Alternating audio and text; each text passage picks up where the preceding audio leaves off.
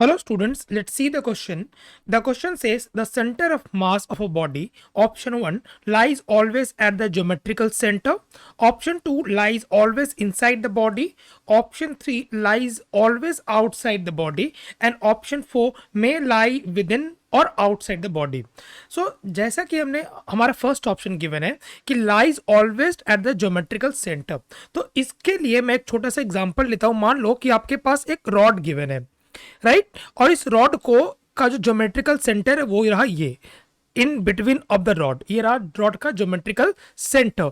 लेकिन अगर मैं थोड़ा ऐसा अज्यूम कर लूं कि ये रॉड का के बीच से अगर मैं रॉड को दो पोर्शन में डिवाइड करूं और इस पोर्शन का टोटल मास बोल देता हूं m2 और इस पोर्शन का टोटल मास बोल देता हूं हम लोग m1, एंड हमें यह पता है कि m2 का value is greater than m1. तो अगर मैं इस रॉड का सेंटर ऑफ मास निकालूंगा सो वो कहां आएगा, वो आएगा m2 के तरफ, राइट वो आ जाएगा m2 की तरफ. जिस तरफ मास ज्यादा होगा सेंटर ऑफ मास उस तरफ शिफ्ट हो जाएगा. तो देखो इसका ज्योमेट्रिकल सेंटर कहां है और इसका सेंटर ऑफ मास कहां है. इसका मतलब ये हुआ कि ज्योमेट्रिकल सेंटर पे हमेशा सेंटर ऑफ मास लाई नहीं करता है ना. सेकंड क्या है हमारे पास कि लाइज ऑलवेज, इस वर्ड पे ध्यान देना, ऑलवेज इनसाइड द बॉडी. तो जैसा कि हमने रिंग के बारे में पढ़ा कि सपोज आपके पास कोई रिंग हो या आपके पास कोई हॉलो स्फीयर हो, सो उसके लिए जो ज्योमेट्रिकल, उसके लिए जो सेंटर ऑफ मास होगा वो सेंटर पे लाई करेगा, जो कि बॉडी के ऊपर नहीं है. बॉडी सिर्फ रिंग है यहाँ पे,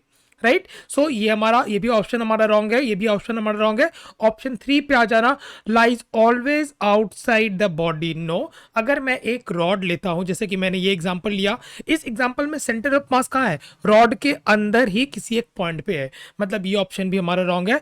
लास्ट ऑप्शन में आ जाना, मे लाई विद इन और outside the body. Yes, this is totally a correct statement कि सेंटर ऑफ मास बॉडी के अंदर या सेंटर ऑफ मास बॉडी के बाहर हो सकता है. इन दोनों एग्जांपल से हमें टोटली समझ में आ रहा है. जैसे कि ये मैंने लिया था रिंग और ये मैंने लिया था रॉड, राइट. सो रॉड में कहां है, अंदर में. रिंग में कहां है, बॉडी के बाहर में and centre of the ring के ऊपर, right. So the correct answer of this question will be option number 4.